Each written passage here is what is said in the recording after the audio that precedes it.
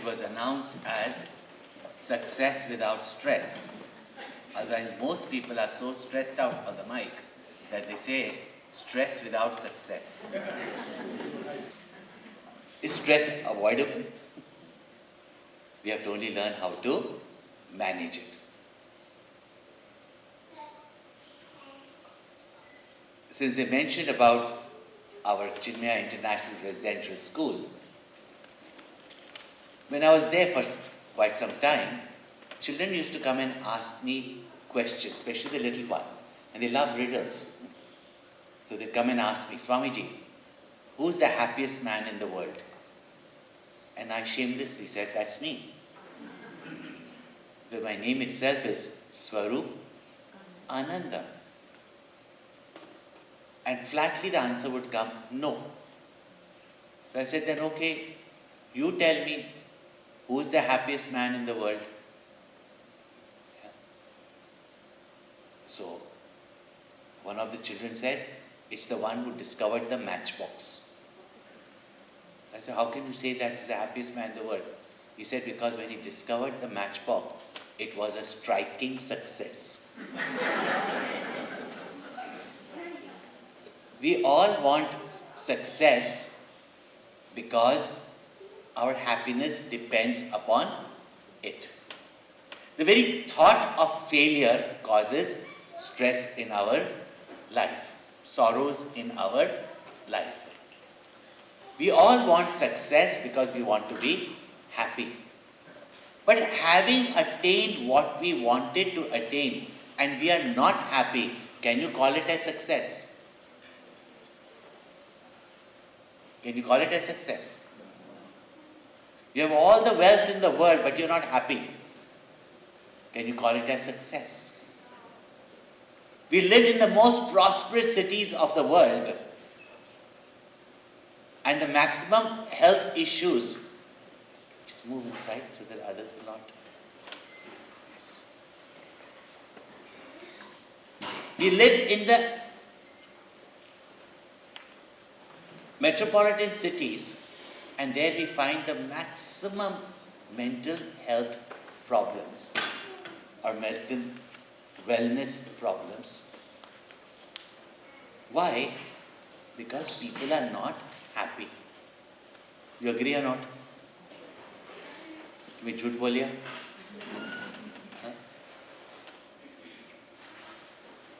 When we are happy, we feel successful. Not just by getting what we wanted or aimed for. Another thing is, which type of success do we want? I met one gentleman, he was in the army in Singapore.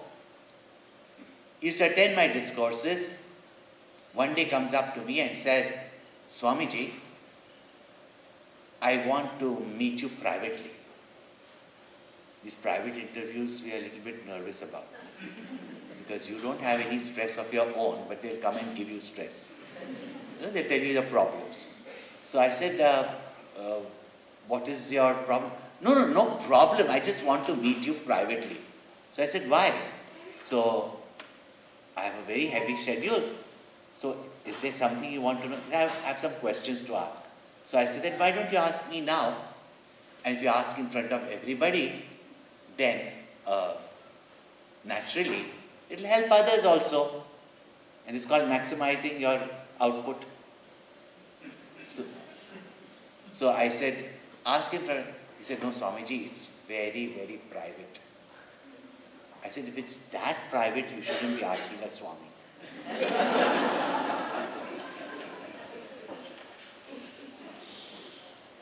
So he said, no, not like that. It's very personal. So I said, okay. I mean, he's been attending regularly. So I said, do come over. So I met him. And when I met him, he first starts telling, all his achievements. So I listened. And how he is a general in the army. He's a commander in the army. He commands an entire army of young men and says, march forward, and they will march Even if there's a ditch, they will march forward. So I said, okay, all this I understood, but what's your problem? So he said, I can command an entire army, but I can't command my wife at home. I said, first of all, you shouldn't be, but you're not the only man in the world. Why do you think we didn't get married? That is called as moksha. It's not commanded by anybody. So he said, what to talk about? Wife, okay, we are equal partners. But my teenagers, you run so many camps for teenagers, you have these teenagers in the school. How do you manage them? I asked my teenager, why are you going out late at night? He says, Dad, when in the morning, do I ask you where you go? So he said, I go for my business. He said, you mind your business, I mind my business. This is the reaction you get. Now here is a man, in his profession, he is highly successful. But in his family life, feels unsuccessful, might even feel to be a failure. Life is happy when our whole life we have a sense of success, a sense of fulfillment, a sense of happiness. Of course, things are constantly changing in this world. Sometimes there is loss, sometimes there is profit, sometimes there is health, sometimes ill health. Sometimes it's warm, sometimes it's cold. The world is bare of opposites. Yet, in life, we all aim for success. What is the secret of success? Another thing is also, as we aspire for success, we also experience something which is called as stress. And most mental health or mental well-being is about managing stress. I remember once I was sitting with some business people after speaking to their youngsters, and they were sitting on the table. They were just discussing the usual. Finally, I was getting some food to eat. So it's very nice to have men on the table, because they have their own conversation and they feel very awkward to have conversation other than their business and stock market and politics. In England, nothing else, they'll talk about the climate. Finally, their wives came and pinched them from behind. What is the same stories you're talking? Swamiji is here. Ask him some questions. One of them even came and pinched him. Then they started asking questions. To cut this whole story short, I was off to Africa. So they said, where are you off to? I said, Africa. Oh, there are human beings there. I said, no, I'm going there to teach to the deers, the giraffes. And I've got a very special liking for lions.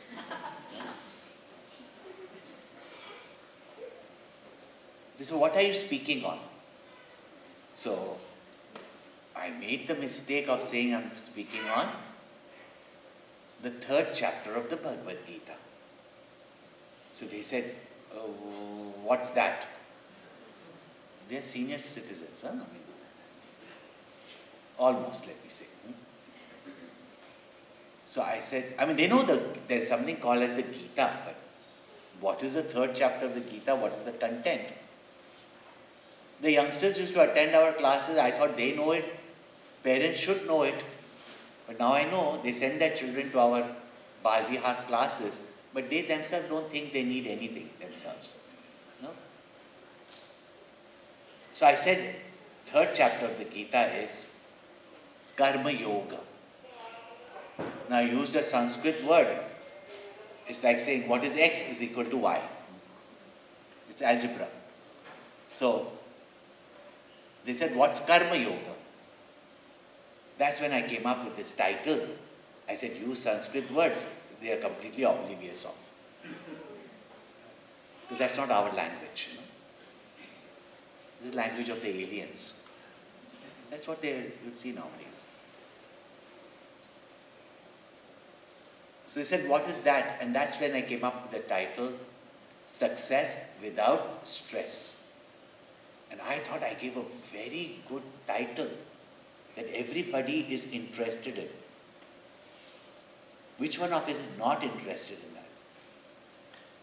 And they laughed at me. And I was a very young brahmachari at that time. They laughed at me. And they thought, these swamis, what do they know? They have an easy life. Yeah, they have to work 20 hours a day. Our wives feed them. Yeah, so, that is their attitude.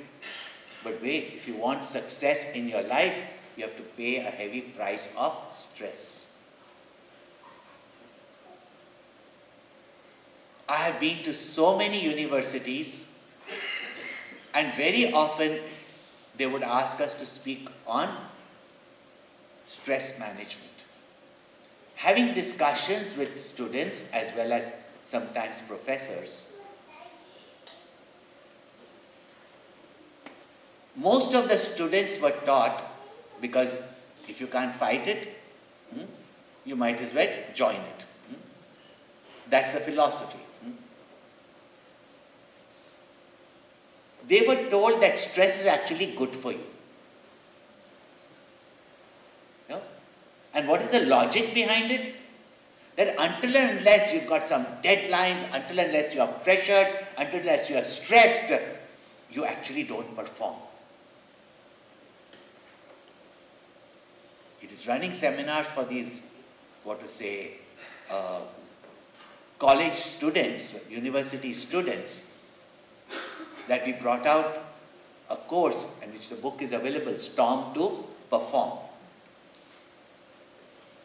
They actually told that stress is good for you. Because if you don't have stress, you will not perform. And which is quite true in the society of procrastinating people, lazy people. There's an expression in Hindi, some of you may have heard it, लातों के भूत बातों से नहीं मानते. Yeah. Sometimes English translation will not. The ghosts that deserve kicks don't listen through dialogue.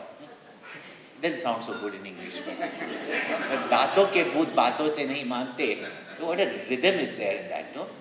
Let's say learn some of your languages. No doubt in this world, until and unless you're pushed to the edge of the cliff, people don't perform. Until and unless the examination's on the head, until and unless some deadline is there, until and unless suddenly a crisis is there, they do not perform. But I remember when we were kids, one of our siblings, cousins, would never study throughout the year. Would get scolding from the mother, would get scolding that you're not studying, etc. But would study one day before the examination. That's why you wonder, why do you need a whole year? And he would pass. And if throughout the year he got only scolding, if he passed and came, he would get a spanking. And those days there was no suing for spanking. He would get a spanking and he used to say, I passed, no? The mother would say that you passed with one day of studying. How much better you could have done if you would have studied before, isn't it? Our efficiency depends on the condition of our mind. Efficiency is not a particular type of performance. But when the mind is calm and peaceful, when the mind is poised, as it is said in the Bhagavad Gita, Samatvam Yoga Uchyate. These days, yoga. Yoga has got many meanings. Mainly is for slimming down. Yeah. Some for health. Others don't know what it is for. If everybody is doing it, you should do it. Yeah. As far as Indians are concerned, everybody else in the world is doing. Now we should also do it. So, but in Bhagavad Gita, a beautiful definition of yoga is given. Samatvam yoga uchyate. Equanimity of mind is yoga. Balance of mind is yoga. Peace of mind is yoga. And we may not understand it to be a dull state, but in fact a prerequisite to perform efficiently in this world. Immediately Shri Krishna points out that yoga karmasu kaushalam. Dexterity, expertise or efficiency in action is yoga. Just a quiet, dull, lethargic, wedging out mind is not a yogi's mind. If our quietude of the mind, in which our infinite potential gets revealed to us, does not express itself in great achievements, then that is just a dull state of quietude, not that peace that passeth all understanding, that peace that we all are seeking, that happiness that comes when there is such a peaceful mind, not a dull mind. This is what our great books of knowledge. Stop just labeling them as religious books and Bhagavad Gita teaches us how to create that balance of the mind. Today you may call it mental well-being. But mental well-being is not a dull state of peace, but it's the dynamic state of the mind which manifests in our performance as efficiency. Go to any corporate seminar. One thing that is clear is that success is gained through efficiency. A lot is spoken about efficiency, but how to cultivate efficiency is not really taught. Efficiency is having a computer, having all the software, having all the apps so that you can quickly do it. And these apps only collapse and all your efficiency is gone because you can't perform without them. Isn't it? What is efficiency in action is that even if technology is not available, am I able to perform in such a way that whatever goal I have set for myself, I achieve in spite of all odds, in spite of all obstacles. That is the science of yoga. That is the science of yoga that Vedanta points out. And how is this equipoise gained? How can we have that kind of success that will give us fulfillment in life? If after gaining all the wealth that most of you thought that, I'll make a million and then I'm going to buy a house in Jamnagar or Madurai or in Pune, and we will go back. But there's no end to our dissatisfaction. Would you call that as success? Question. Would you call it as success? If just getting what I wanted is success, and if that success does not give me fulfillment, then our understanding of success is very limited.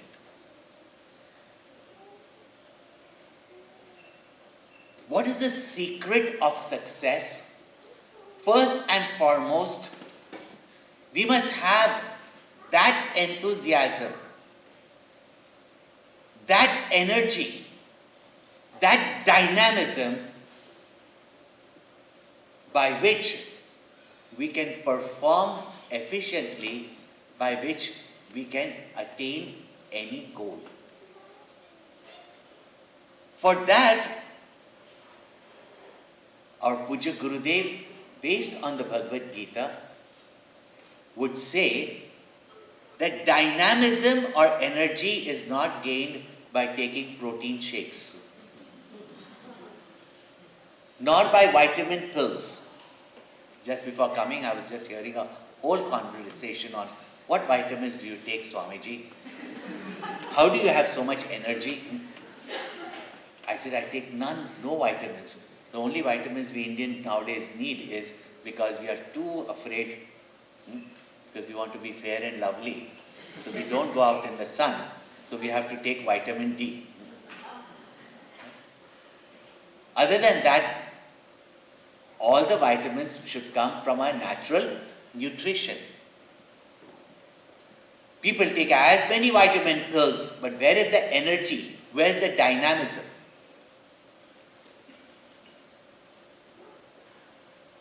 And what is the means for dynamism? Now, this session is a very practical session. Don't just take it as a theory, but observe in your own life that whenever you have set yourself a goal that you are dedicated to, that you are determined to gain, see the dynamism that comes out of you. You come back from office, you come back from school or college, and mom has been so busy at home, she works outside, she comes and does, and she says, okay, just pick up the dishes and put them on the rack. Can't you see how tired I am?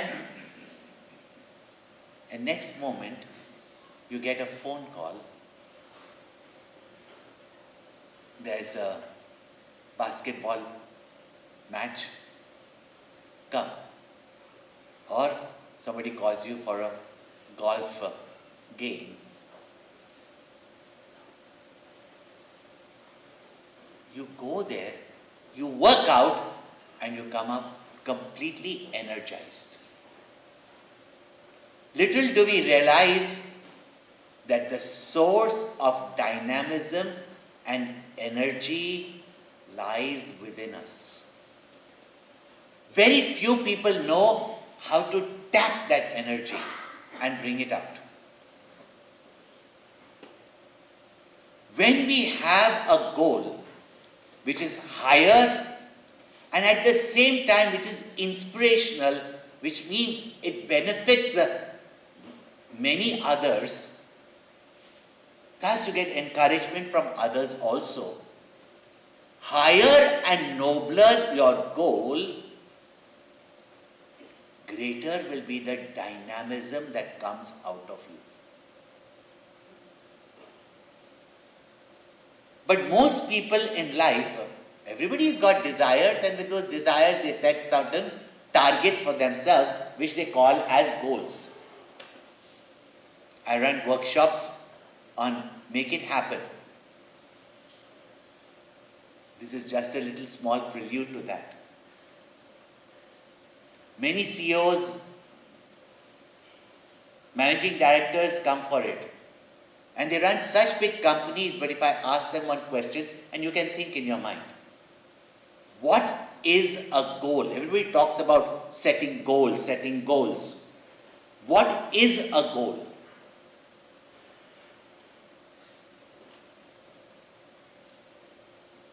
Just think in your mind.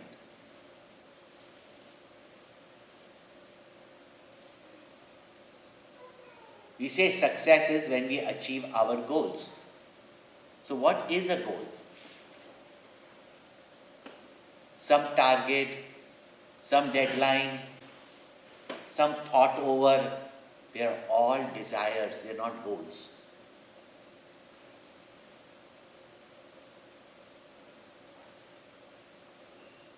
And whatever we set as goals, even desires that we set, we want more and more and more, say, of wealth. And we say, okay, now our goals are to attain 1 billion. Just because it's difficult to attain doesn't make it a goal. Just because it's a large value, it is not necessarily a goal. Goal is when we go beyond our own limitations, which challenges our own limitations and makes us perform in such a way that we develop ourselves for greater achievements in life. Then it can be called as a goal. Otherwise, company goals is what? Not really customer satisfaction. Yeah? More profit. And if customer satisfaction gives you profit, give them satisfaction. And if profits are lost because of giving satisfaction, stop giving satisfaction. Yeah? That by which our greater potential manifests, that is called as a goal. And our great thinkers, great achievers, and look at their lives also. Higher and nobler the goal, not only greater is the dynamism that comes out.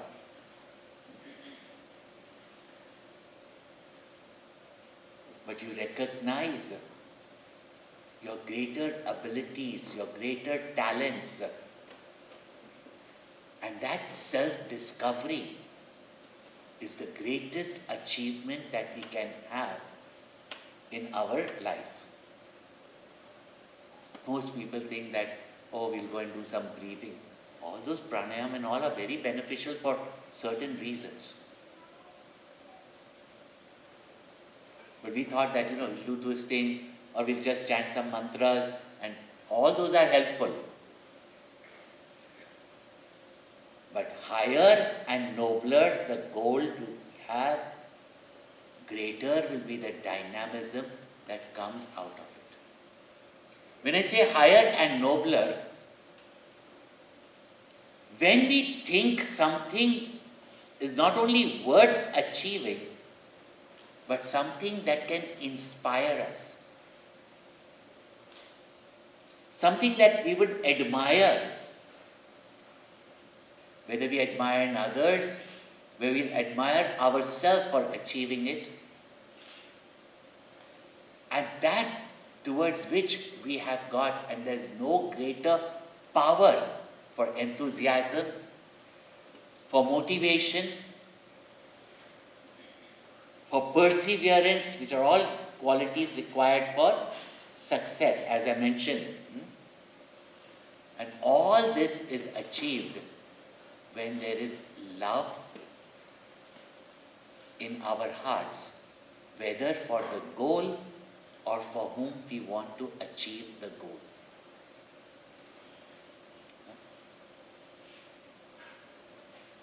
And that power of love.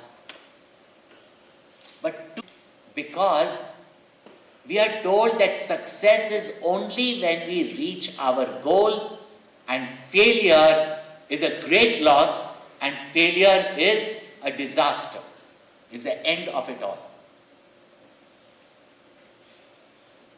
Our modern thinking is that which has caused us this mental health issues, because we can only think the two poles. But we don't have that there is a globe. Remember that many people went round the earth and it was a very long journey.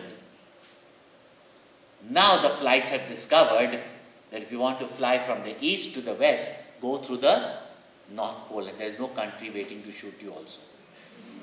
Yeah?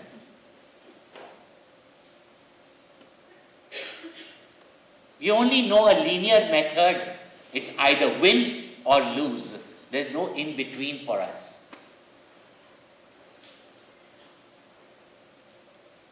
But our holistic way of thinking, let me say, our Vedantic way of thinking is to see the total picture, to see the total benefit. First and foremost is that stress is there in our life, and stress agitates our mind. In an agitated, stressed mind, which is so preoccupied with just the result, preoccupied in just winning, that our performance in the present becomes mediocre. Everybody likes to read like the cliches that come up, no? Be in the now, but how? I remember Gurudev first time went to Australia, and they scrutinize you in such a way that why do you come to our country? You feel so unwelcome at some of these immigrations. Yeah. Sometimes you tell us, why should we leave such a vibrant country and come anywhere else? Yeah. First of all, you come from a long journey, then they sit and scrutinize you. You've got a visa, they've done every possible test of yours. They know your past, present history. Yeah. Still they will keep on looking at you. After that, finally he stamped the passport and he's an Australian. Have a good day. And Gurudev didn't even blink an eye. What? Die?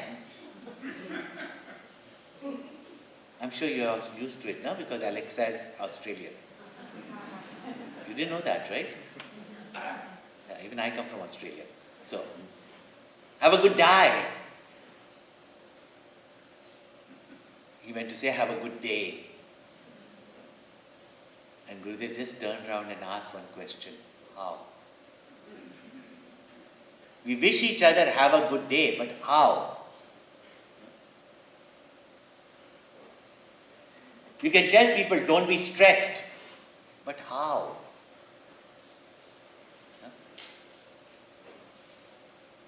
First thing is, until and unless we get what we want the way we want it, we don't consider ourselves to be successful. And that may also be fine. But that does not make you a failure. And we are so afraid to fail, and we create that psychology in our children, in our youth, and many of us have been brought up that way. How will there not be anxiety? How will there not be fear? Today when I address in the universities, colleges, I've just now come from Africa and Australia, addressing so many youth in the universities. And the question is, with all that is going on in our families, whatever is going on politically, whatever is happening in our life, how can we not be stressed? And certain countries, whether you will get a job or not, whether you will get your next meal or not, how can we not be stressed? This is some of their questions. And their questions are valid. When there is no food to eat, when there is no job, when they go back home and probably they don't have a home anymore because their huts have been broken down. Compared to that, what is our stress? Traffic? Less profit? Yeah. Crash in the market in which you made a lot, but like now it's bullish. There you don't mind bullying, right? Just think. The pressure that we put, the attitudes that we create, the upbringing that we get, the education system, and what it teaches us, that goes to make our mindsets.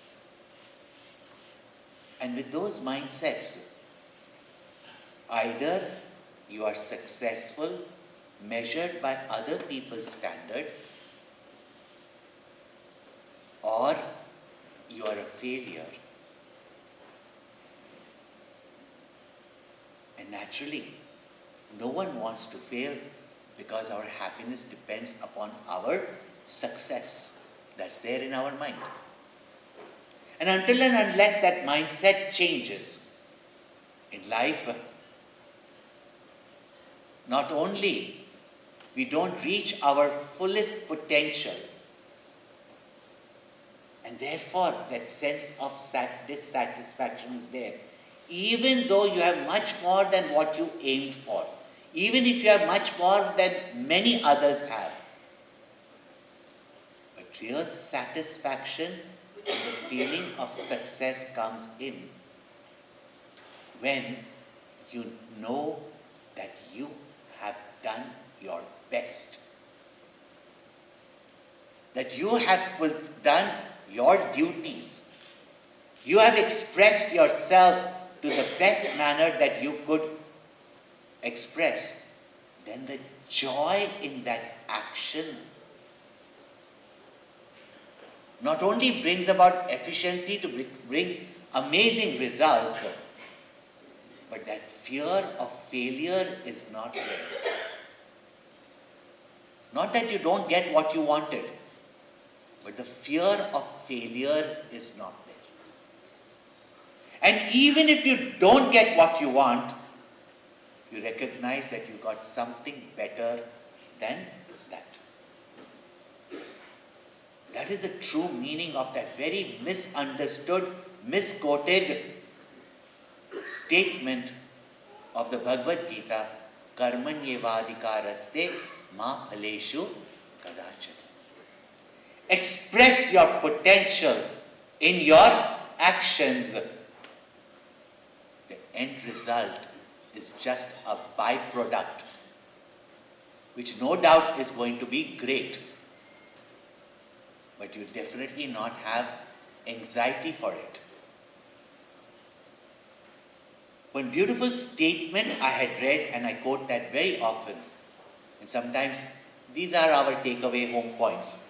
In spite of all the depth that we explain, as well as we say that switch off your mobile phones, but we don't. Yeah.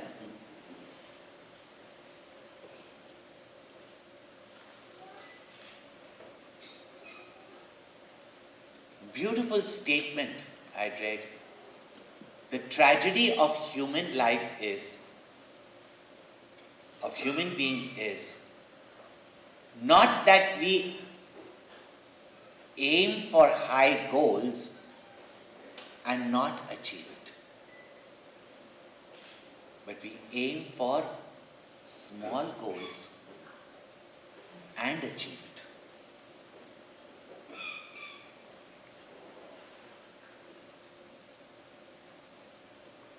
very often your so-called success has become your plateau.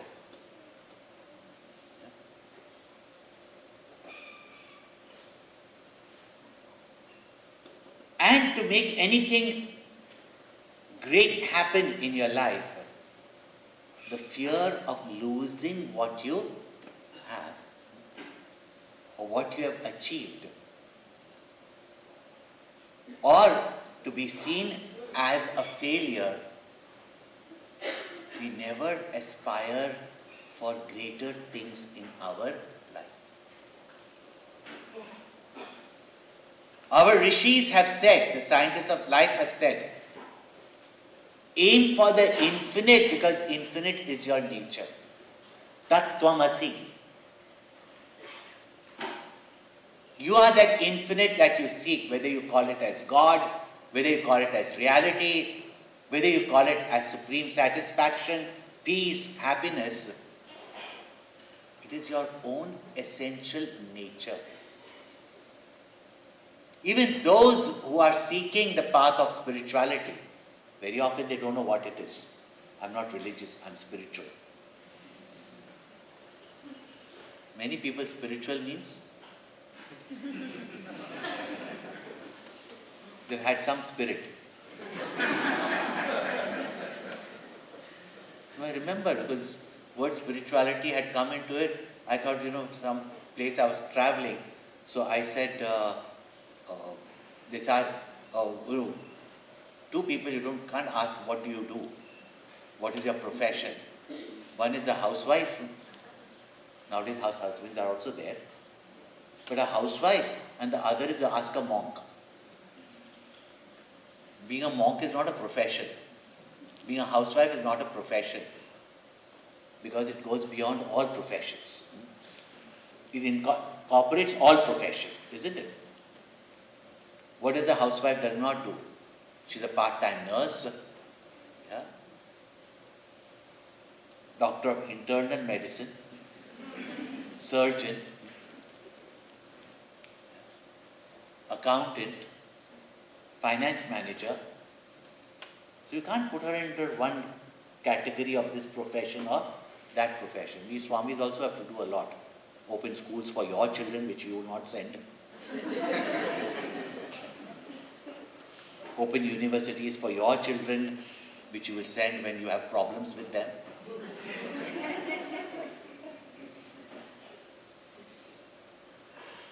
Collect finance to raise or build such institutions. So what profession are you going to put us in? So I just told him that I'm a teacher. So he's a teacher in what? Those days yoga and all names were not possible. So he's a teacher of spirituality, because religion was really a big, So, of spirituality. Did you bring spirit in the flight? Suddenly he tried to start inquiring more, so I stopped using that word spirituality. Now if they ask me, who are you? I said, teacher of meditation. You can discover who you are as the infinite, and that is called as enlightenment.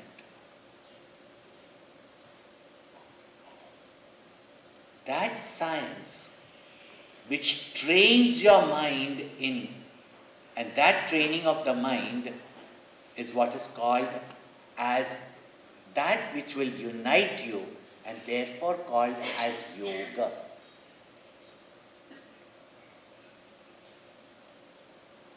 And mastery of the mind is true victory, and with that mind, there is nothing in this world that we cannot achieve. Therefore, Guru Nanak Sahib had made this beautiful statement, Man jeete jag jeet. That one who has conquered his or her mind, the world remains conquered by them. Not as an Alexander,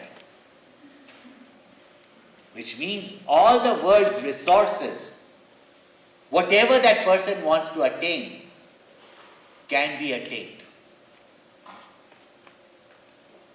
And that science is not a very difficult science.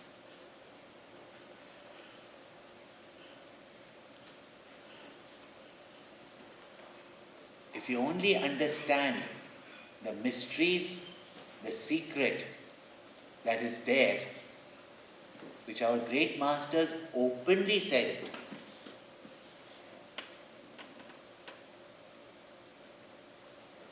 And once we know that secret, and one who has conquered his or her mind, there is nothing that person cannot achieve. Because if they can achieve the infinite, then why can't they achieve anything in this world? If there is anything, it is our own self-imposed limitations. You may say your parents put into it, your teachers put into it, society puts into it. But having got your youthfulness, we should have our own sincerity to break our personal encumbrances, our limitations, our smallness of thoughts, and liberate our mind from its own small thinking. And the science of spirituality trains the mind to expand your thinking.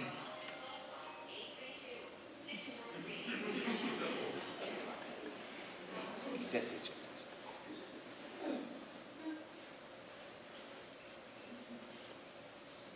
See, little disturbance of everybody's mind.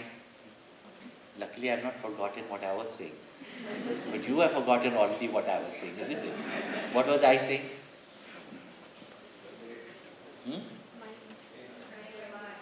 What?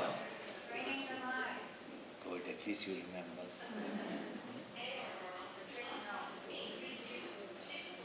Just give it to someone, they'll switch it off.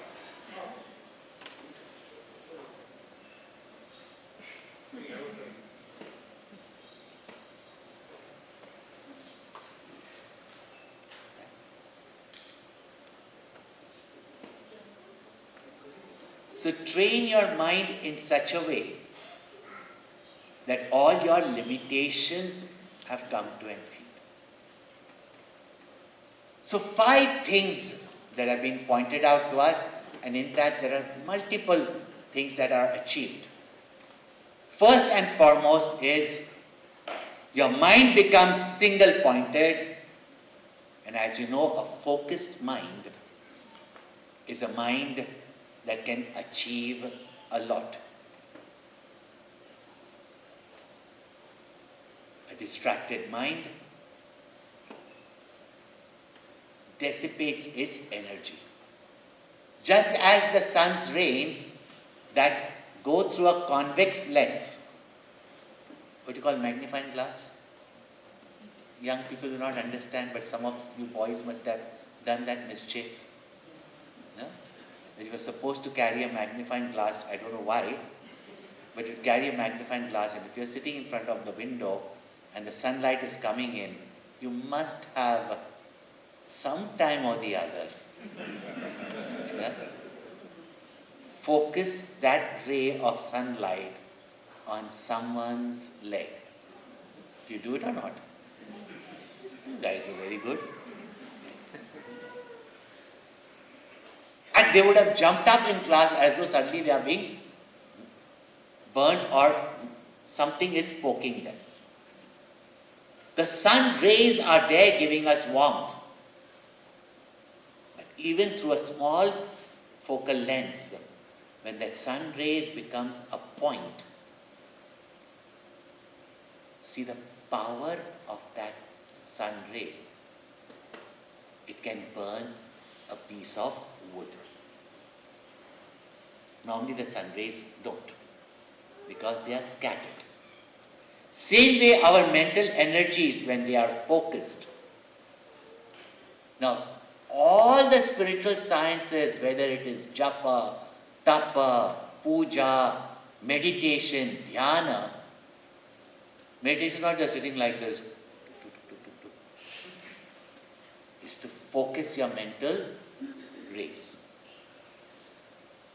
And those who are busy in their work and professions of life, how much time, how much energy, and how much throughout the day can they keep their mind focused by constantly sitting down and concentrating?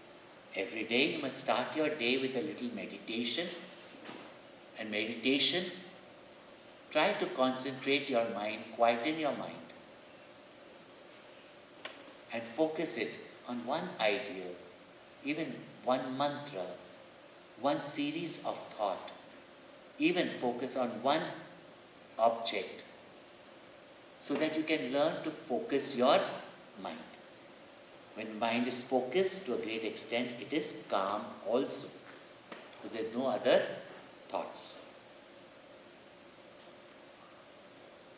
That is daily practice. If we do regularly, it is going to help us even throughout the day. But throughout the day, to keep yourself focused is when you have a goal to which you are dedicated, in which many of your desires will be satisfied.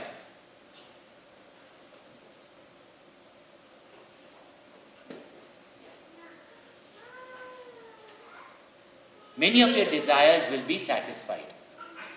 When that focus is there, is when you have a goal that you are dedicated to.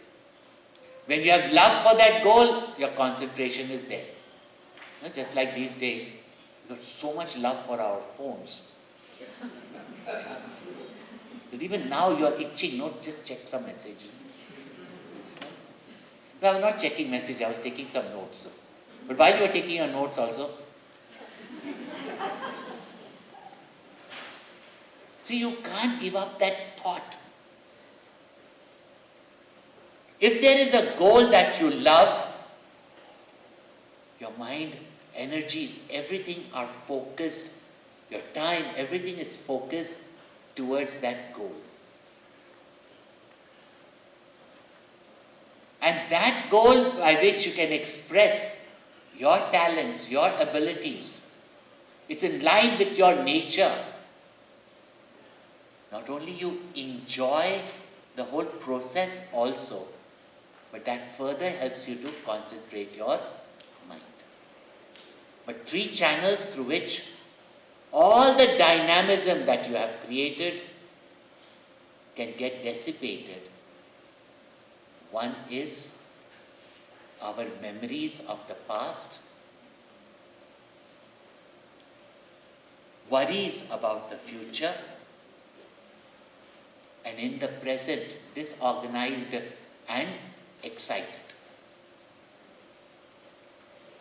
These 3 have been pointed out, but when we understand them properly and see how they play upon our mind, how they limit us. See, we learn from our past, it's a great thing. But most of us live in the grievances of the past. And thoughts that subconsciously remains in our mind is, I have not done this before, how can I do it? Before I failed, how I will be successful? It reminds me, one elderly gentleman once came to me and said, Swamiji, my son-in-law is in the city. I used to travel a lot even then. My son-in-law is in that city. I don't know if you recognize that young man who comes to your talks. He doesn't go anywhere else.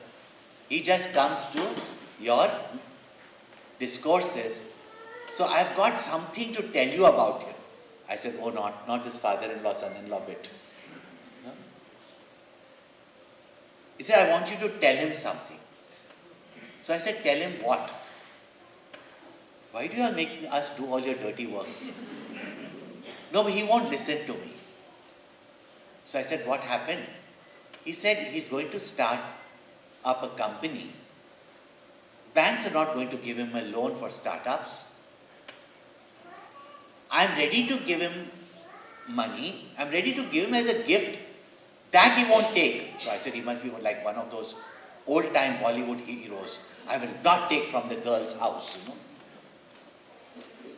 But what are you complaining nowadays? Where will you get son-in-laws who will not take from the father-in-law if he's giving something?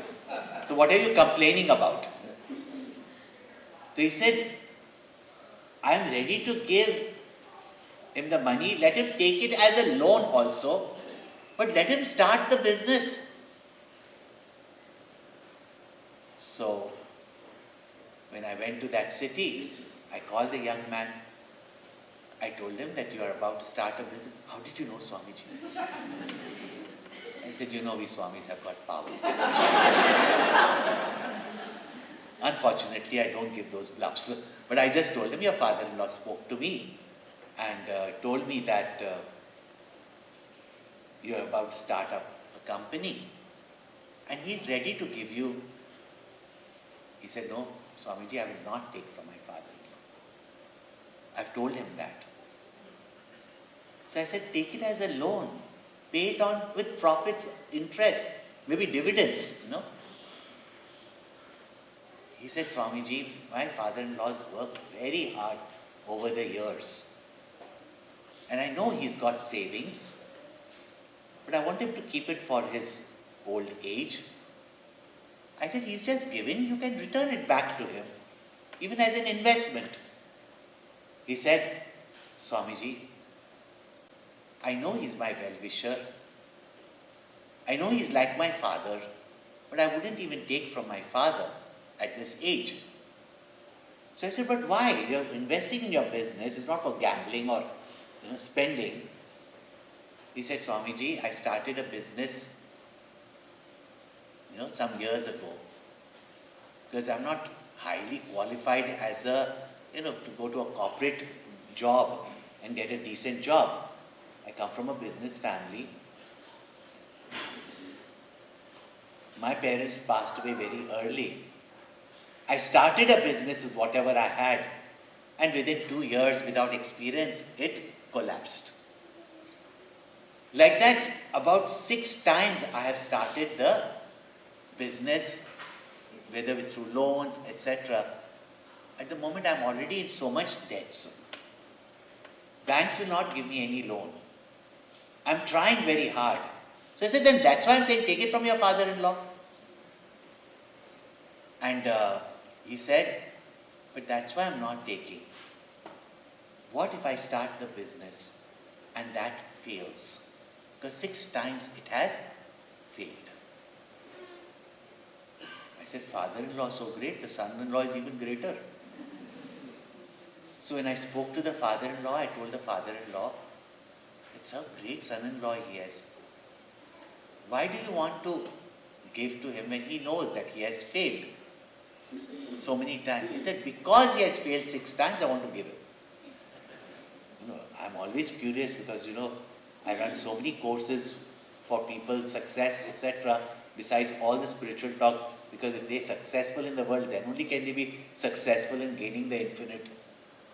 Once somebody had told Gurudev, Swamiji, everything is failed, I'm going to join the ashram.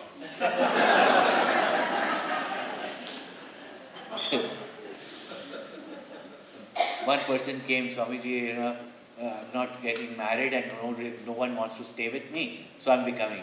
He said, what? You can't love one person, you're going to love the whole world. You can't convince your parents to join the Vedanta course and you're going to convince the people to study Vedanta. His way of looking at it was really amazing. And I used to listen to him as a youngster and make sure that I don't join for those reasons, So secret of success is that he thinks he has failed 6 times. But the father-in-law says, because he has failed 6 times, I want to give him the money. I said, come again, don't you know about the story of that man who used to go and bet on always losing horses? He lost all his money, but he couldn't stop betting on horses. So he bet with his mind and he lost that also. He didn't listen to what I said. He just said, Swamiji, I was also very young. He didn't say, you won't understand. He said, he won't understand, just tell him to take it. But I said, you explain to me. Yeah. That's when I was making my course, Make It Happen. Yeah. that you can make anything happen in life. I request all of you to join. Go onto the website, find out about it, see how you can make things happen here and now. Even today itself, if you've understood what I've said. Might sound almost mystical or magical. But the moment your mind focuses, there's nothing that you cannot achieve. The only trouble is we do not know how to do it. And we won't do it.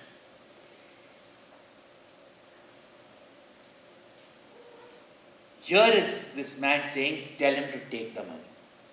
So I said, you please explain to me. Because I will not be able to convince him if I am not convinced. He said, see, you know he's a good boy. You know he's highly motivated. He has failed 6 times. How many mistakes can you make in business? I am confident that he has learned from his mistakes, because he is such a person. He has learned from his mistakes. And the chances now of his failing is very bleak. You just tell him to take the money. Anyway, with the confidence that this man gave me and the faith that he had in his son-in-law. And his son-in-law had in my words. And that's why faith is such an important factor. I went to him, as much as I explained to him, then I told him, now I am telling you, you take this money. He said, Swamiji, if you bless, because I really don't want to lose my father-in-law's money. I said, I will invoke all blessings on you. You have the blessings of your parents, means father-in-law. Now you take this, confidently start your business. You will be successful. Even I said it with great conviction. You will be successful. Until today, he is highly successful.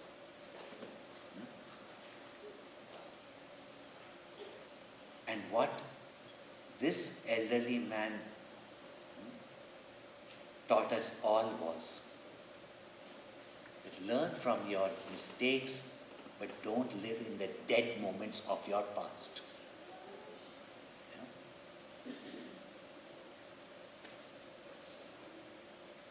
Because that causes anxiety, that causes stress, that causes limitations. So what if you have failed 100 times? Michael Jordan is very famous. Some of you must be knowing, right, who Michael Jordan is? The younger ones know it. I thought he's old.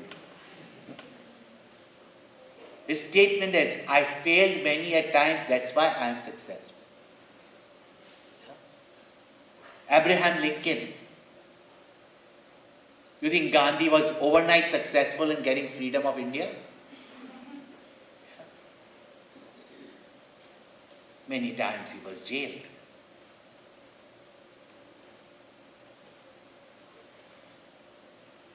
It's those who can free themselves from the memories of the past, the regrets and limitations of the past. Swamiji, we all understand it, but how? That also I will tell you. Don't worry.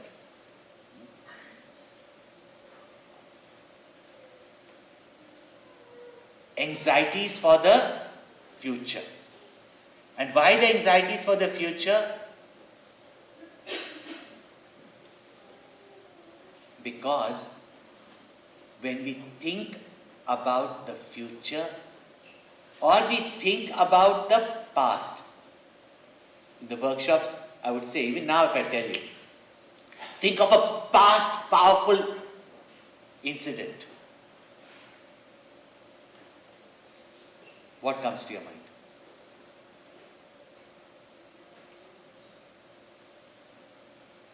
Something joyful? No, not one person. How interesting it is. You've had many joyful moments.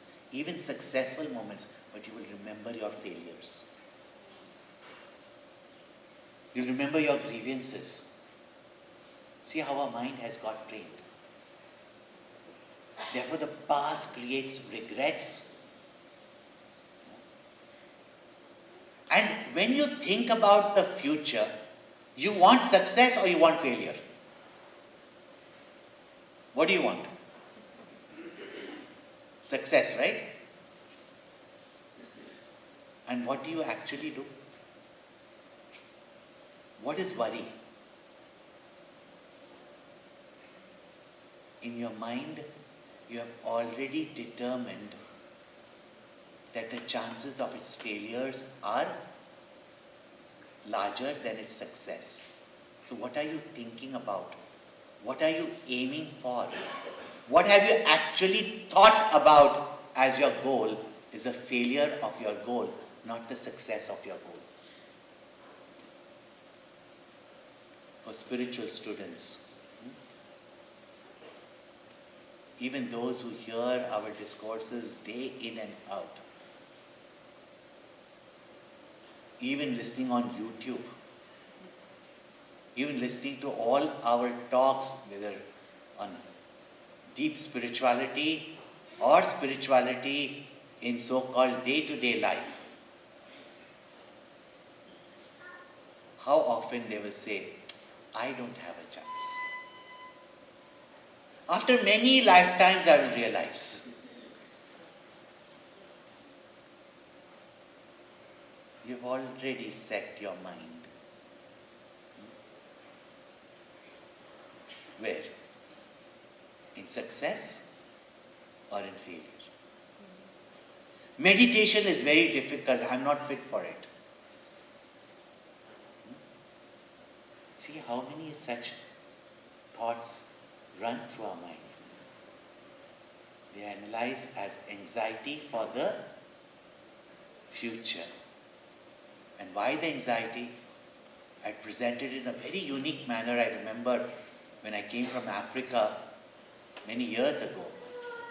And just for you to know that what is available for you, before you leave from here, please browse at the bookstall. Life management techniques, where suddenly in the, savannas of Africa, I got the secret of an anxiety-free life. Of course, we study it, but when you see an example. When we think about the future, we are already thinking about the worst that can happen. Again, very beautiful statement I remember. That a pessimist is one when the boat is in the storm, thinks that the boat is going to drown. Optimist is one who thinks the storm will pass away. But a realist is one who adjusts the sails.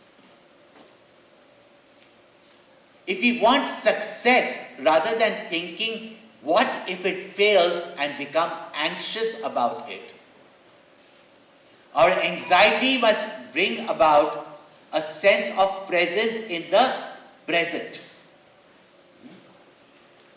where we start thinking, how do I make it happen?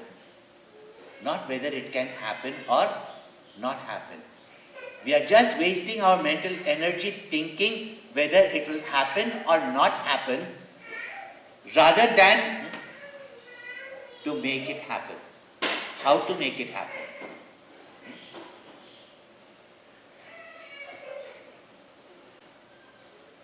Therefore, such wasteful energies of the future. And therefore, if we concentrate on how to be successful rather than not be successful, we can save ourselves from a lot of mental stress. It reminds me of a very interesting incident, since everybody is distracting.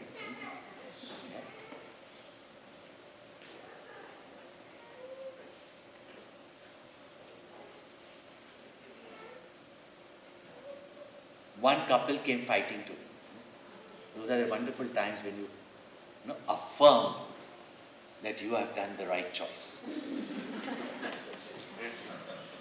A very interesting story, but I won't go into the length of it. We don't have that much time. That there was this couple and they came to me and they were quarreling. So finally I had to ask, what are you quarreling for? She said, I want my son to be an engineer. So I said, what's the problem? He wants him to be a doctor. So I said, why you want engineer? Why you want doctor? He said, I want him that besides earning his money, he should be doing something for society. She said, do something for society? Like him, he has got no time for us. Rather, he be an engineer, make money, settle down. Doctors till 36, they have to do their intern and whatnot, and work at night. Where will he have a life? Now she's a mother, obviously, My child will have no life. He's a father, he said the child should have some ideal in his life. Now both of them were quarreling, both had their own logic. Now what do I say in between? And what you fear the most comes to you. It's another secret. Law of secret. What you fear, you attract. And I was fearing, please don't ask me. Because I'll become a part of your war. Sometimes the best thing is, why engineer, why doctor? Make him an actor. But then you might create another quarrel. And they did it. What you fear the most just happens. So they asked me, now Swamiji, you decide. I said, why should I decide for your child? They said, now you decide. Now if I say that become engineer, the man will say, the Swami is also only what the women say they will do. You say, be a doctor, men only take men's side. Nowadays it's a crime.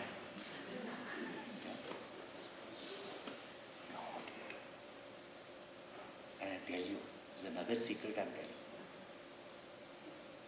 you. When your intellect does not work, tune your mind to the total intellect. Call it the mind of God, whatever. So I prayed. I prayed to our Gurudev. I said, Gurudev, you had answers to all the questions. Now please give me an answer. What do I say right now so that this conversation comes to an end? And suddenly I got a brainwave. It's called out of the box thinking. All training I'm giving, out of the box thinking. So I said, why are you two fighting? Why are you asking me? Why don't you ask your child what he wants to be or she wants to be? They said, our child is not yet born. And what that child wants to do, look at the anxiety that we create for ourselves. So wasteful imagination of the future. Thinking about the failures of the past. And in the present, not able to keep your balance. Now every moment if you have to start thinking, I can't be thinking about the future, or I can't be thinking about the past, or I don't even know what is the past will imitate me. Daily introspection is necessary. Do your personal audits daily. Then you will not complain why things are happening or not happening in your life. You will come to know the cause. Call it as your daily meditation on your life. Do it daily. Now don't say, teach us practical Vedanta. This is practical. It becomes practical when you practice. Practice daily. But when I was looking for a long-term solution, the rich library of the knowledge that we have in the mental sciences and the science of spirituality, that sometimes when you link the dots, you get some great solutions which you cannot sometimes intellectually think and bring about. In another book of knowledge which speaks about the science of sure victory, sure success.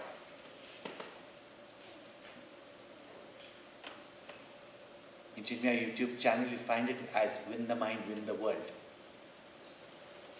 And it is from the Ramayana Vibhishan Gita,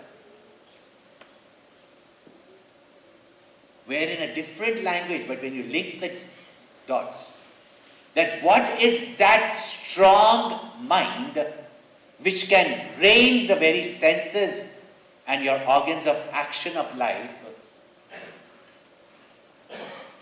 there it is pointed out 3 virtues of the mind.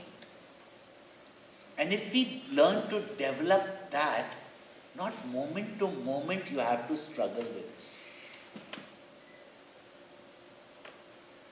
How to free yourselves from the encumbrances, limitations, memories as well as regrets of the past. And that virtue, if you can develop within yourself, knowing that it is most beneficial to you, not because somebody deserves it or not. And that is called as forgiveness.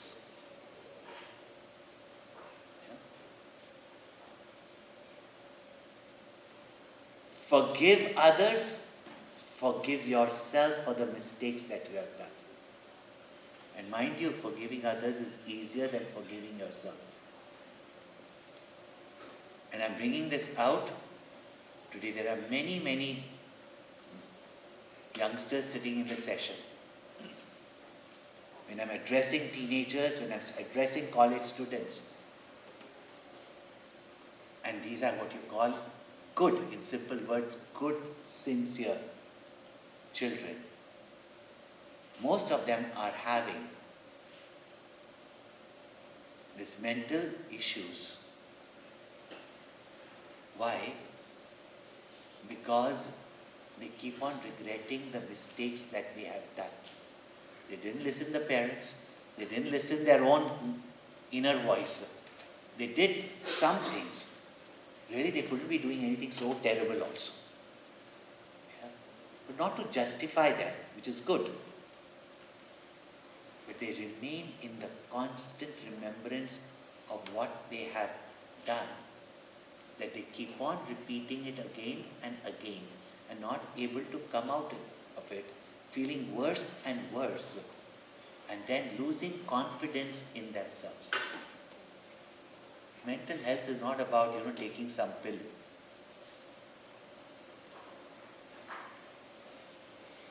This kind of, and this comes when we have the virtue of forgiveness. Learn to forgive. In fact, you cannot meditate. And when Gurudev used to take meditation sessions for us, he used to say, right now, forgive the entire world and forgive yourself. Because otherwise, you cannot meditate. Your mind will keep brooding over other people's mistake of the past and your mistake also. This way of thinking is not taught in linear sciences.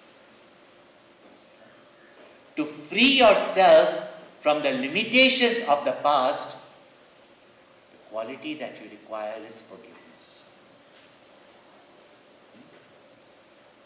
Not sitting and breathing.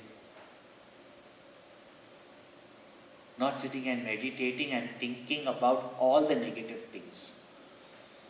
And the more you struggle to remove those negative things of your mind, the more does your mind Think about it. Because what is going on in the name of meditation is creating more problems because we are not meditating on something divine. We are not meditating on the divine that is in us. Our mind keeps on going, not only in our material success, but even in our meditation on the regrets of our past, grievances that we hold, guilts that we carry. And even though we may not have something so extreme, if our mind lives in the dead moments of the past, then remember that it is your past that you are dragging into your present. One disciple went to a Zen master and said that, I'm not getting enlightened. I'm doing everything. So the master just said, but you live in the past. He said, but my past is not that bad. He says, you let go of the past not because it is good or bad, but because it is dead. Don't bring the carcasses of the past into your present relationships. Don't bring the failures of your past in your present self-effort. To free it, your mind must develop that unique capacity of letting go. And that letting go is what is called as forgiveness. Nowhere in any motivation seminars you can get something like this. Because we want something mystical.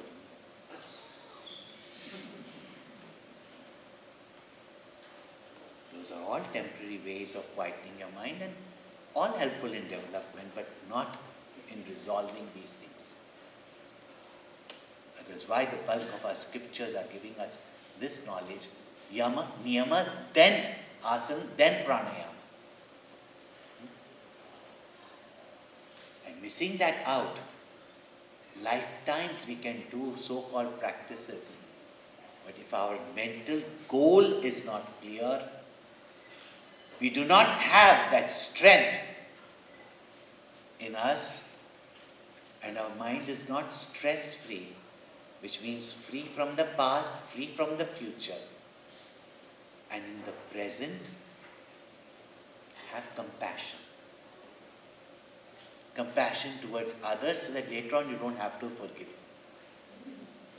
Compassion is not tolerating someone's nonsense.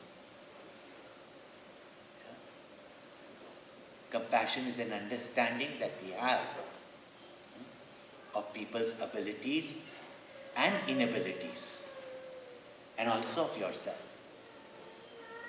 And the future, as far as actually is there in all the religions of the world, but as long as we are Indians, that attitude that we are taught in the gurdwaras, temples, places of worship, after every ritual, after every worship, after every satsang, is that the end of it you get is prasad. Whether you understood anything or not, you will get prasad. Whether you worshipped or not, you will get prasad. Whether you did or contributed anything or not, you will get prasad.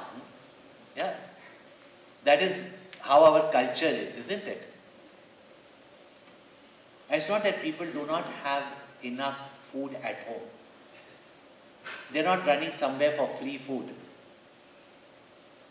But whenever you go and eat in a temple, whatever you are given in the temple, whatever you are given in a gurdwara, why is it that you enjoy it so much?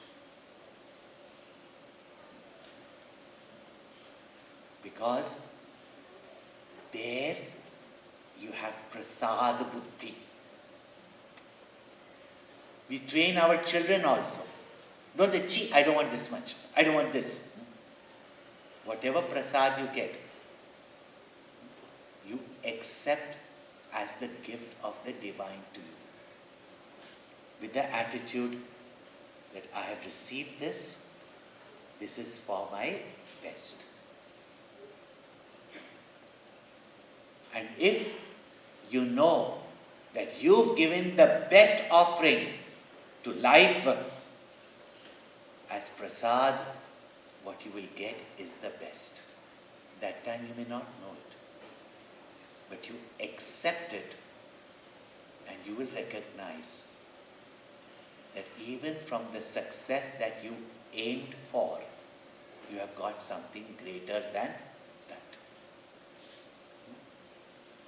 So just to summarize, and some daily practices, keep your goals high. Yeah. Do it with love. And don't be ashamed. You all are devotees. Stop pretending to be atheists. Not fashionable.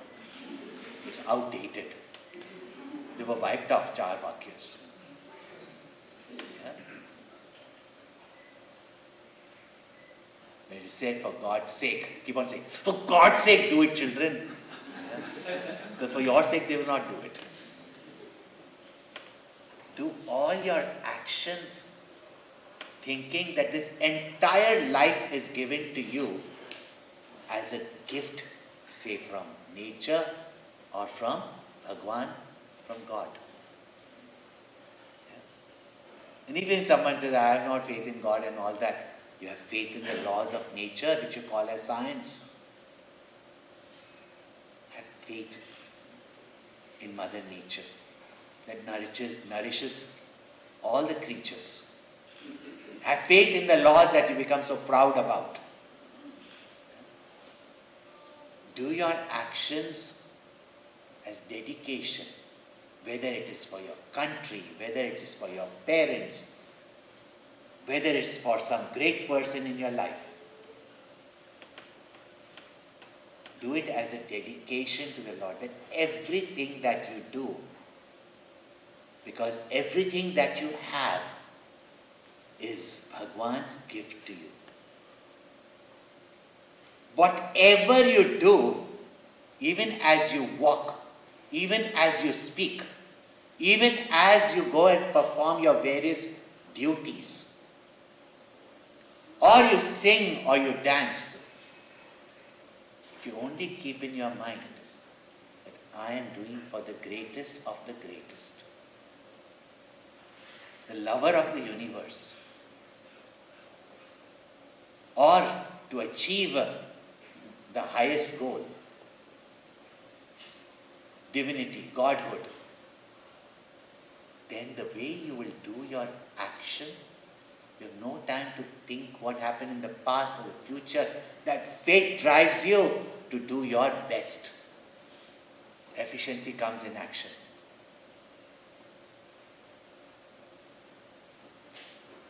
And you don't have to do anything special. What comes naturally from you. Whatever may be your role, no role is insignificant. No job is insignificant. A person may be a sweeper or a cook or just a berry collector like Shabri. Whatever we offer with love is the best, and it will come as the best to us. And whenever any anxieties come in your mind, forgive, calm your mind in the present with compassion, and future, have faith and trust that whatever you get is for your best. Don't have to do any fancy things. These simple things you do, and see what a transformation can happen the moment you walk out of here. Normally you walk home, you get a frowning face. You walk in with a smile. Yeah? And see the difference. Somebody starts screaming and shouting at you. Just smile. Don't say, I forgive you, for you do not know what you are doing. The moment in your mind you forgive, your agitation stops. For sometimes the agitation increases because they can't make you agitated. But their anger also will be silenced when they see you calm. Cultivate these three virtues. Increase your devotion for the Lord. And learn to live in acceptance. I know one question comes, except if somebody does something wrong to me, correct them. Somebody keeps kicking you, kick him back, but forgive him. Don't be revengeful. Don't keep on holding grievances. Yeah? Daily, read some books of inspiration. Huge literature is there. Go on to our YouTube Chinmaya channel. You will get a lot of inspirational talks. Go on to our social media pages. Those who want just very simple, small, day-to-day quotes or tips, that is also available. Forward it to your friends if you want to, so that you can have a discussion. These are small bits in life that you add on first. So as you go on, there will be a QR code everywhere. Just take it on your phone. It will link you to all the resources of inspiration and knowledge. Please do it, then only it's going to be practical. So just there, and if you don't know how to use it, catch any of these young people and do it, and then whichever platform you are, you just link it. It will link you to our Chinmaya Mission platforms, where you can get inspiration. You have even Gurudev's talks, 365 days.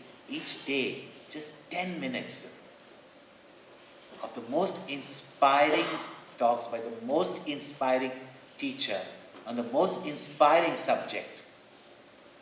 Yeah? Every day in the app 365 Gita. Such materials are available. As you go out for your children, for your youth,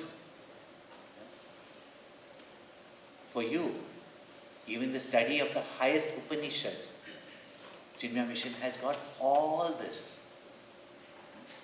Please take something with you home. As you go also, we will give you a Prasad Pustika, an inspirational book to read. Read it. Give your family members to read it. Pass it on as Prasad. That way, who knows? Sometimes just a minute of satsang, what transformation it can cause in our life. Also, as you know, all over USA, one thing about Chinmaya Mission is known is our Bal Vihar classes, Sunday classes for children. You've seen some of them on stage. Some of them you see present here also. Those of you who have children or grandchildren, please send them to Bal Vihar. They are yours, but I am requesting you. Not because we need anything in Bal Vihar. There's no shortage, there's a waiting list. Those who are youth, please join the Yuva Kendra. Everybody complains about the peer pressure, the confusions, the bullying that is going on, or the discrimination that is going on. Yeah? How they are breaking you out from your own culture, and you have this major FOMO of missing out. Have a peer group who will give pride in your identity, so that you become positive contributors to society wherever you are. Such a rich culture and heritage we have. Please give it to your children. Do not slack upon it. Every child is born an angel till he becomes a teenager. And you've not had teenagers before, so you think that your children are going to be. The hell that parents have to go through when their children go through hell. So please give them that value-based upbringing. We have even schools for NRIs, and our Chinmaya International Residential School today is not only the top school, residential school in the country, top academic school in the country, even compared to day schools, without tutorial classes, with sports, cultural activities, everything. The top school academically also. And recently I've been told that even internationally we stand amongst the courses that we run, international courses that we run, we stand amongst the top 4 schools in the world. And you're trying to send your children where? Plus they get value-based education. This is Chinmaya International Residential School. Send your children there. I know at the moment you're very attached, but they will teach you detachment when they grow up. Sad to say, I mean, I've seen it for generations. No? At least send them to Bal Vihar, Yuva Kendra. Send them to such schools. Now we have even opened a university.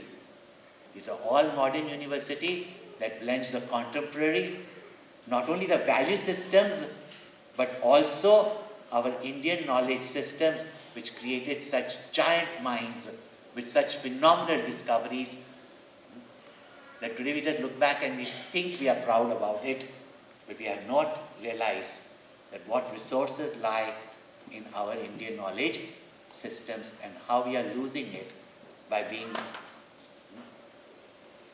deprived of our culture and our mindsets. Chinmaya Mission is doing in the field of education, in the field of medicine, and now we can proudly say from KG to PhD. For your development, prenatal, from Garbha Samskara to Shishu Vihar for toddlers, Bal Vihar for children, Yuva Kendras for youth, Bridge Builder Setukaris for the young adults, discussion groups for adults, support groups also for Vanaprasthas, retired people. What is not available from the most rural villages? And if you come and see in some of the camps, come and meet our rural village women.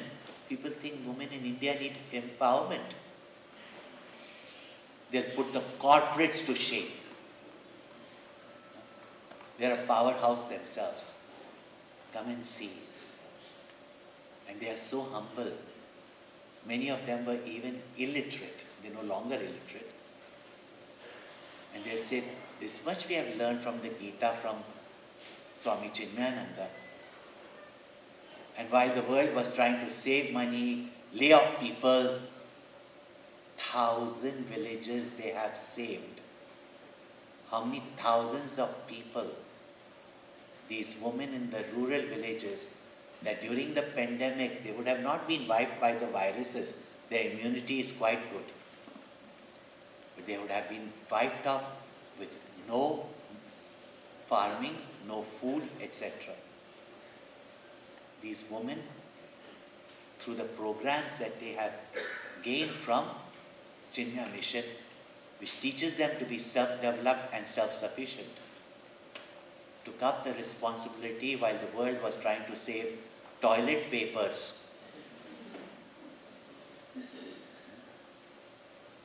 It's just mind-boggling what they can do with just little of this knowledge. That our corporates can't do with degrees after degrees. So there are many such programs. We also Make It Happen, which will be running next year in California. Those of you who are interested, please give your names as you go out. There will be various camps in India. Go to the website, and one is a family camp which is going to happen. For youth also there is going to be a camp. All this you can find out from social media of Chinmaya Mission. There's a camp happening in December, 26th December to 1st January, family camp. You can come as an individual, you can come at any age, you can come with your family, you can send your youth, you can send your teenagers, you can come even with your toddlers. And many of our youth who've been attending the camp are coming with their 6-month born baby. They won't bring it to class. We've got separate programs for them also. Right? So, all this is available in Chinmaya Mission. Please go to our website, get to know more of it for those of you who are new, those who are being familiar, take interest, make use of the services that Chinmaya Mission is giving to you here in Manhattan. We have our brahmacharni Shubhani here, very young brahmacharni. You have seen her. We have a number of sevaks here. In Long Island, we have our Jatan Bhai, and his very intelligent wife also. Yeah, all of them ready to serve. We are building an ashram also, a center.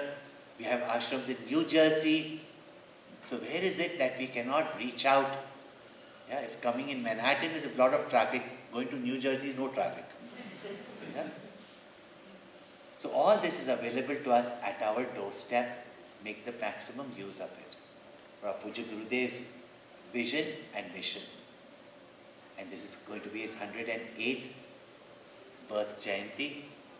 Another 2 years we'll be celebrating the 75th year of Chinmaya Mission. And would like all of you to be part of that celebration. And that celebration is not just a party, but the celebration of each and everyone's life that has improved. So with that, I invoke the blessings of Bhagwan. May you all find not just ordinary success, but great success, happiness. Be positive contributors to society. Not only attain success of significance, but success by which we benefit the world and attain greatness. And the highest, of course, being in this life itself, be liberated and enlightened. So wish you all the best, and I'm sure we'll continue to meet somewhere and keep growing. And my gratitude to all the organizers, our Chinmaya Mission Committee in Manhattan, New York, as well as all the sevaks who have made this program possible. Now, there will be just a couple of announcements.